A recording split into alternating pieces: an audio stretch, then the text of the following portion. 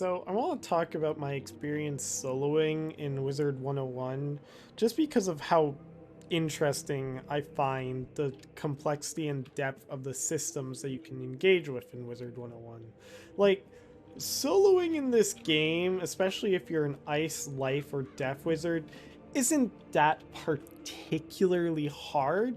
It's mainly just tedious. So a lot of the goal of learning how to solo as a wizard in Wizard 101 is learning how to engage with the systems so that the game becomes less tedious. Like, yeah, sure, I could just stack a bunch of tower shields and volcanic shields and myth shields and dream shields, but like, that's gonna, and then blizzard twice, but that takes forever. So I learned how to engage with the treasure card system. And yeah, ice wizards get shafted by not getting their ice blades until post Mushu. That is absurd. Post Mushu, King's Isle, give me my freaking blade. But I learned a way around this by hatching, not breeding, hatching a pet that gives me access to the blade spell before Mushu. Because I want to solo Olympus, which is basically impossible to do without having at least one other blade source other than the treasure card blade source. And like, I talk about all of this because already you can see a lot of the depth required into soloing this game. Now, before I continue, I want to give like a bit more context on like who I am and where I'm coming from here. So, to give context, I am not that deep into the game with any of my wizards. These two, my highest level wizards, are basically at the same point in the game, both at Celestia. My life wizard was my initial attempt at a solo playthrough that I streamed on Twitch, but I was so bad because I didn't understand a lot of the information I was sharing, so I shared a lot of misinformation, especially with pet hatching, and I'm like, I can't release this, it's unethical, I'm just sharing plain misinformation. Even if I were to do like some sort of warning introduction, it would just feel weird. So I restarted with the ice school, and you'll notice that I didn't choose the death school because I find death way too easy to solo with. That's just personal preference though. Like, that's more of me trying to be an elitist than anything else. But the ice school interests me in soloing because like its game plan isn't that complicated. I guess none of the wizard or the school's game plans are that complicated, but Ice Wizard has a very effective way of soloing where it's literally just tank every hit as you set up your own hit and then kill them.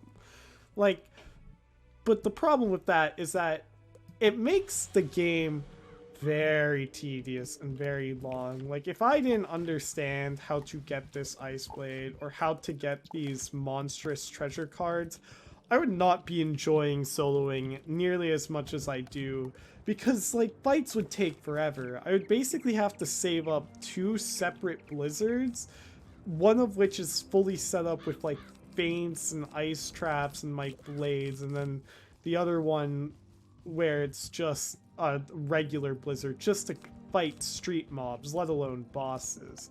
But for bosses, you don't need to kill both the boss and minion in one hit. It's just nice if you can do that. But I do actually have the capability of doing that because I understand how ridiculously powerful of a spell Feint is. Like, these are just systems I engage with. That's why I find soloing so fun as an ice wizard. Because, like, you just engage, or not even just as an ice wizard, just in general, because you engage with all of these different systems. Like, if we go back to my ice wizard here, like, I haven't soloed everything with my ice wizard, or my life wizard, but I did solo the Malistaire fight. And I had done that by hatching this enraged forest, or just the forest lord pet, to gain access to an AoE spell to be able to solo Malistaire, because otherwise you don't get your AoE spell until level 48 on Life Wizard. It's a very strong AoE spell, but you just don't have access to it in any meaningful capacity until level 48. So like engaging with these systems is fun. Like on my balance wizard, I was able to beat all of Arc 1 without ever having to worry about what type of pet to get or even how much gold I have, because it was basically just use whatever equipment I pick up along the way and just keep running through it, because it was 2v free most of the time, and me and my friend were able to set each other up to just roll through all of the content. Like just understanding what the best equipment to get for the game is, which for level 30 to 60 it's just the Olympus gear. There is better gear, but I'm not gonna get into it. To farm Olympus gear, that's already not an obvious thing to do. Like first you need to understand that Olympus exists, because you have to go to Cyrus Drake and do his side quest just to unlock Aquila, much less understanding that Olympus drops some of the best gear as a level 30 wizard. Like just these systems, they go deeper. And then I haven't even talked about the jewel system, which this is a system I've not engaged with properly yet either.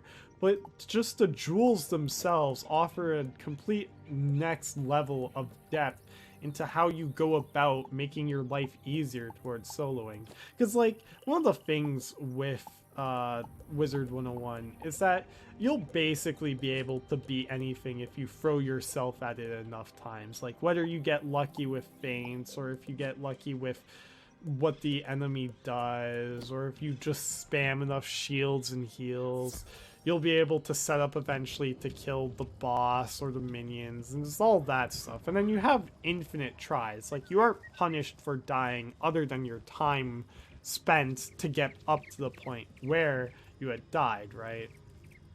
Like that's why soloing is interesting as well, because it offers a new level of difficulty.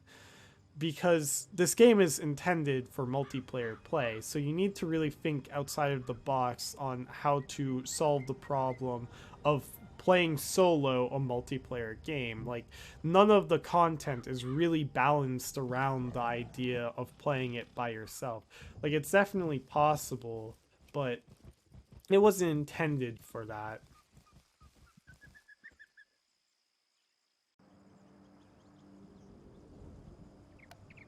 But there's a reason why I'm calling this my solo experience thus far, because the early game solo experience is a lot different from the late game solo experience.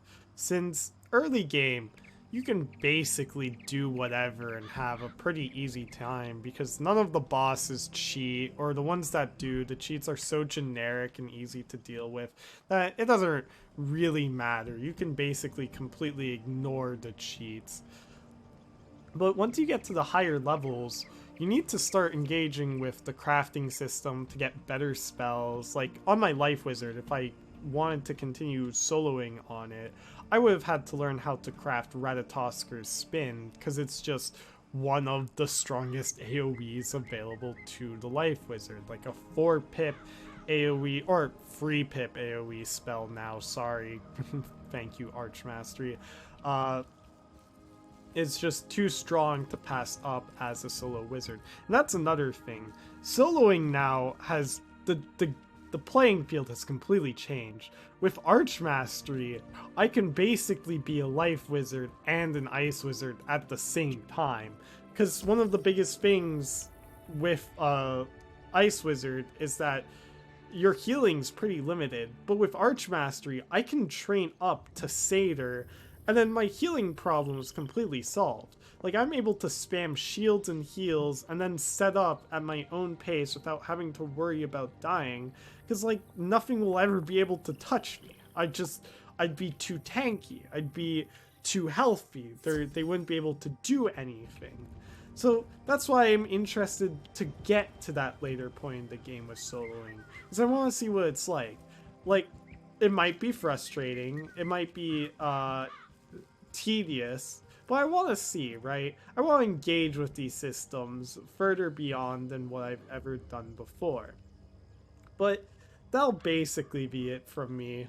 So I will catch you next time.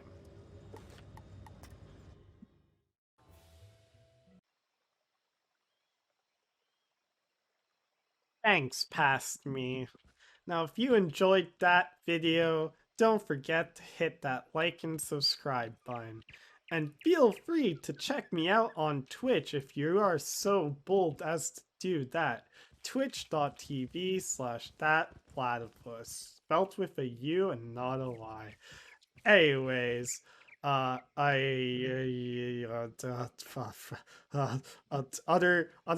end note noises. Goodbye.